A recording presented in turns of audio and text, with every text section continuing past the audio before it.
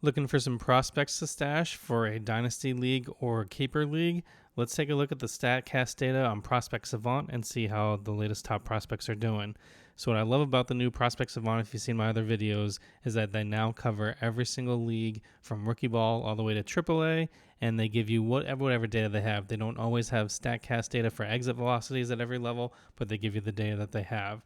So now starting in AAA, of course, we got top names like Walker Jenkins, who I'm now the proud owner of after a big trade in my league. And he's someone that I've been high on for a long time because let's take a look at his stats. If you haven't been watching, like he's got everything he needs other than he really needs to improve his barrel rate. However, he's got a great xwOBA. Well, he's above average in almost everything. Exit velocity, 90th percentile exit velocity, hard hit rate. His strikeout rate's fine at 16.1, walk rate, everything, especially his zone contact. I really love that he has the maximum, exit velocity above average, almost elite 91 percentile, 90th percentile exit velocity, plus the elite zone contact rate. That is amazing. So a 92 second percentile zone contact rate, also at 92%. So really, he has all the tools that he needs to be a super breakout. He reminds me a lot of Chase DeLauder with that kind of contact, high walk with the power potential. But he currently has a basically pretty average, below average major league barrel rate, and that's really what's holding him back from tapping into that power in leagues. But this is a profile I'm willing to bet on, and that's why I made a trade in my league to go get him. You can see so far in 2026, despite having some injuries, he's had 221 plate appearances, 6 home runs. His WRC plus is 119. His ISO is 181, which is pretty decent considering he hasn't been hitting as many home runs. Hard hit rate is great. His expected slugging is 407. That's the one thing I think he really needs to improve upon. Let's look at his xwOBA. He was super hot, a little while ago. Now he's doing pretty solid still.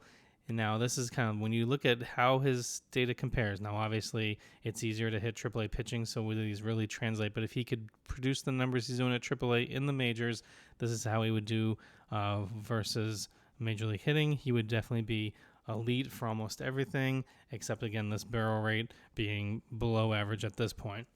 When you look at some of the comps, he is, getting compared to like Jose Ramirez, Chase DeLauder. His power kind of looks like Yoshida. His contact looks like TJ LeMahieu. And his approach looks like Kyle Karros. So I think these are all positive signs for him. It's just really waiting on that zone, nearly the barrel rate, so they can tap into that power, and certainly probably improve his pull air percentage would help him out a lot as well. But he is someone I'm super excited about, and hopefully he can come up to the majors with the Twins.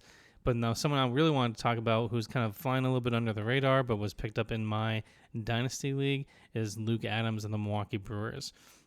He hasn't been super high on the prospect rankings charts, but actually Prospect Savant likes him a lot and give him a 99.75. They rate him as the second highest prospect on the board in AAA right now, and it's because he's been absolutely fantastic with an expected batting average of 249, slugging at 394. His max exit velocities an elite 113. His 90th percentile is well above average. So you can just see across the board, everything is really average or well above average for someone who has some power, decent contact. I like the above average walk rate. I like the low K rate. I like the low chase rate with the good zone contact. He kind of looks like almost like a little Walker Jenkins light. Everything's above average, not super elite. He does have a much better barrel rate. And you can see so far this year, he's got 13 home runs and 202 plate appearances. His ISO is 253. So when you're looking for that ISO above 200 for true power hitters, he's there. His WRC plus is 139 with a 906 OPS. And because he's in AAA, this is, someone you really want to take a look at and see if you can get him for either a dynasty league or someone you can, if some leagues have keepers where you can, I used to play in a league, we used to get like 10 or so keepers each year. But he is someone who could get the call in Fantrax. He is owned currently in almost 20% of leagues, even though he hasn't been called up to the majors yet. The comps kind of look like Colton Cowser, 2026 Andrew Vaughn, a little bit of Stephen Kwan contact. That's a very interesting approach to be like Stephen Kwan with some power like Colton Cowser. That's probably a pretty good combination right there. So he's someone who I think has flown under the radar especially if there's any chance, I'd probably though put him at first base, but if there's any chance he could stick at third base in the majors at all, that would be a tremendous bat to have at that position. I missed out on him in my dynasty league. Someone else scooped him up. I've got some Brewers fans in my league, so these kinds of things happen when you look at this from a prospect standpoint. But Luke Adams was someone that you need on your radar because he is certainly flying up the rankings, and I think that this time next year, if he's not called up, he would be certainly higher up on the top 100 prospect list, even though he doesn't play a super premium position. Although if he hangs out at third base, I think he does. And I love when a player is 6'4". That just means he's going to have more exit velocity to tap into with that long arm reach. Now let's keep going. See if there's anyone else I wanted to call out in AAA stats. And now let's go to the AA stats. So in AA, we have a new, I think there was some new that are interesting. So based on the Prospect Savant score of who is the top prospect right now, AJ Ewing was there for a whole time and with the Mets until he got called up. It's not surprising to see Josue DePaula, Theo Gillen, and even Cam Cannarella up there, even Franklin Arias.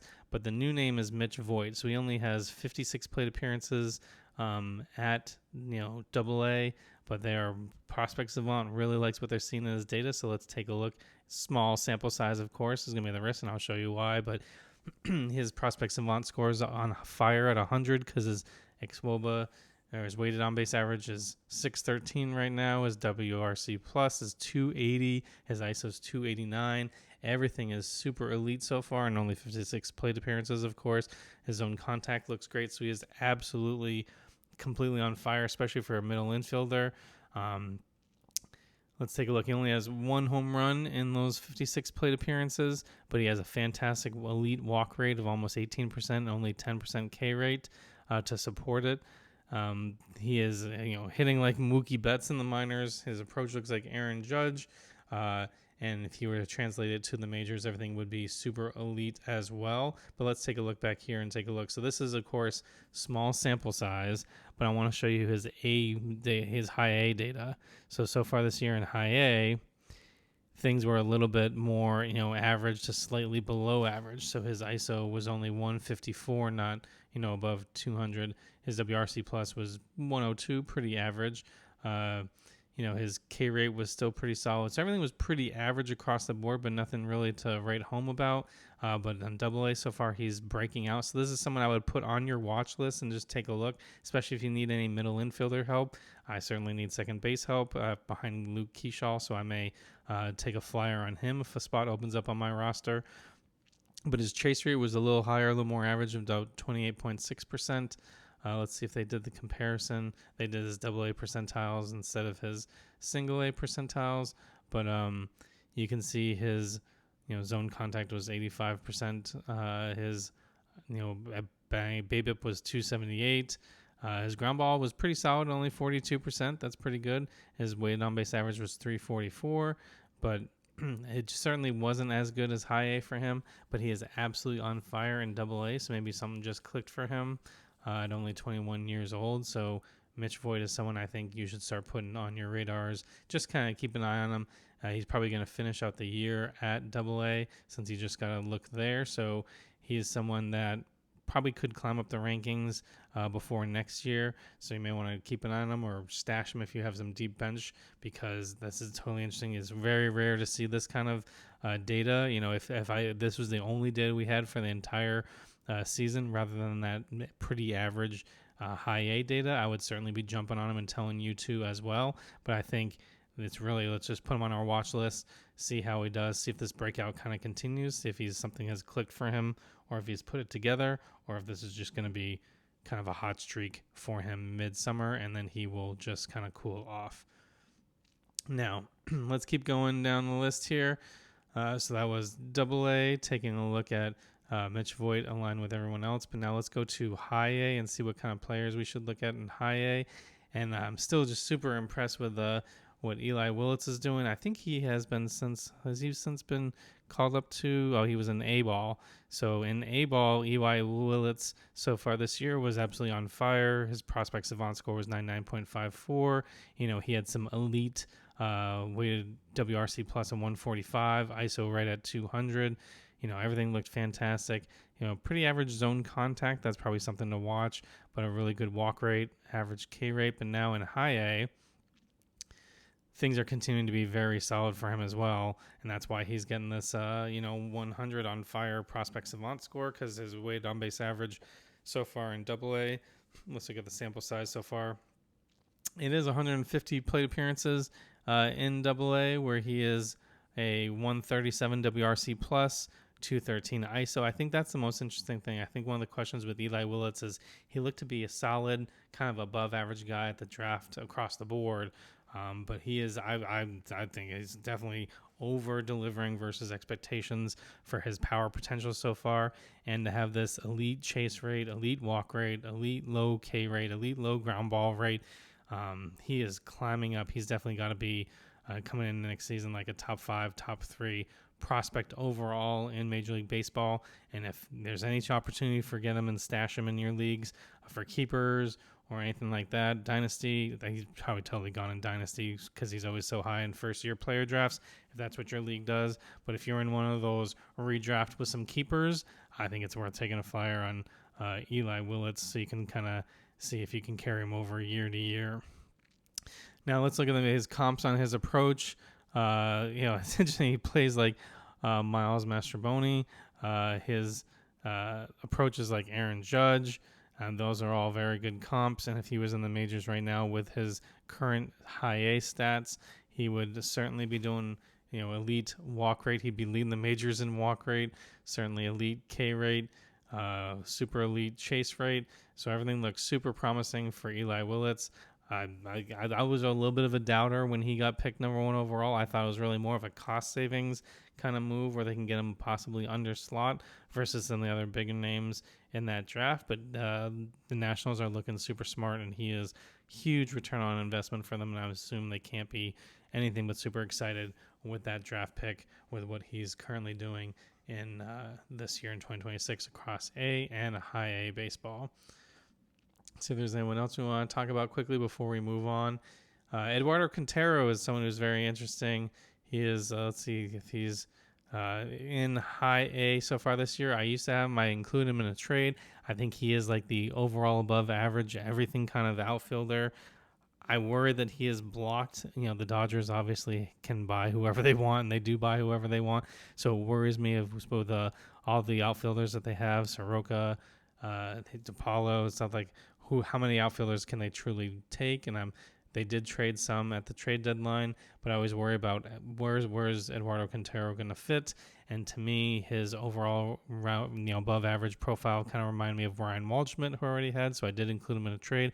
But he is doing fantastic so far at high A with a WRC plus of 147, his weighted on base average of 433. Elite chase rate of only 18%, a well above average, low K rate, great zone contact rates. Everything looks super fantastic for Eduardo Quintero so far this year with 11 home runs and 330 bats. Let me see. His ISO is 193, so right at that 200 that we'd like to see for guys with some power potential. You kind of got Lars Nootbaar with Gary Sanchez. I don't know if that's a great comparison, but you got some Gary Sanchez in him, at least for the walk rate and the chase rate.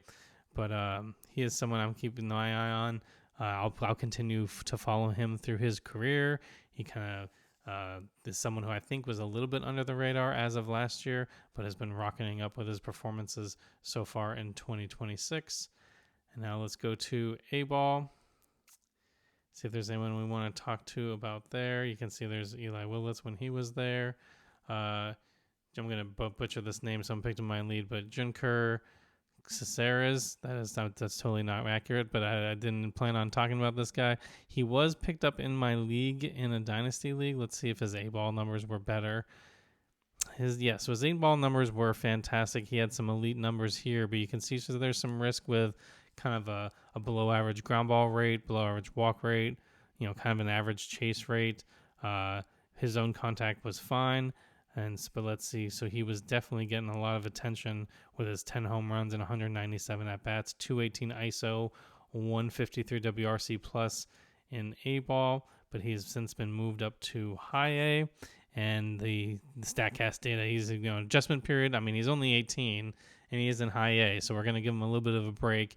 He's going to turn 19 before the end of the season, but things are going to be a little bit more average, but he's maintained that elite to high zone contact rate. So this is someone to kind of keep an eye on. I do, again, this is interesting to me, his ISO is now dropping to 149, limited sample size of 47 plate appearances.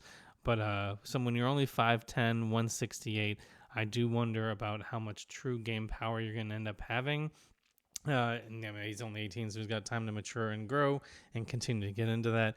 But this is someone I would kind of keep an eye on. He got a lot of attention for his performance in A-ball, but I think he's kind of cooling off as he comes to high A, and he's probably a couple years away still. But I'm not sure if the power potential that people are thinking for this kind of breakout is truly there.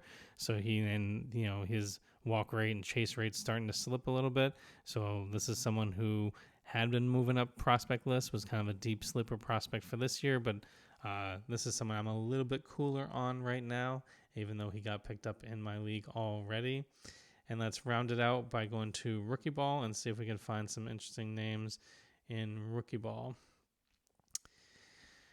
Now, let's see. The one that I was looking at is Leandros Matos, Milwaukee. Look, this is absolutely ridiculous. Do the Brewers really need another amazing, middle infielder? Of course, he's so far away. He's only 16. He's in rookie ball, but the data so far looks super elite. His weighted on base average is 495. WRC plus is 155. ISO is 260. I really don't know anything about this guy, but this is why I do this, because now I'm going to put him on some of my watch lists and just see how he does. He's certainly several years away, but this is someone I'm going to take a look at because his ISO is 260, WRC plus is 155. So I'll wait and see once he comes out of rookie ball to see how he really does. But so far, there's some solid stuff, well above average to elite, zone contact. Chase rate's really low. Walk rate's pretty average. I like to see that a little bit higher. Above average, ground ball rate being relatively low. ISO, everything else looks really solid, especially for someone who's a middle infielder. So this is something I'm now had no idea about, but because we do this kind of analysis, I'm going to put him on my watch list and just see what's going on with him. But do the Brewers need another elite middle infielder? That's why I'm so surprised that they actually signed Cooper Pratt. I know he looks fantastic and he's a true kind of solid Major League Baseball player. I don't know about his true fantasy ceiling, but I'm surprised they signed him to that long-term deal when they have so many middle infielders, and I would expect that he would be pretty solid trade bait if they wanted to trade him to another team to get some more hitting or some pitching in other spots. But it looks like the Brewers are going to continue to be a middle infielder machine that can crank out fantasy prospects that way, so always keep an eye on them. And hopefully you can take a look at some of these prospects, find someone that you can stash in your leagues if you've got any dynasty or keeper leagues. And if you want to dive into prospects, win your fantasy baseball leagues, whether that's dynasty, redraft, or keeper, subscribe to this channel and check out this next video because this is what YouTube says you'll want to see next.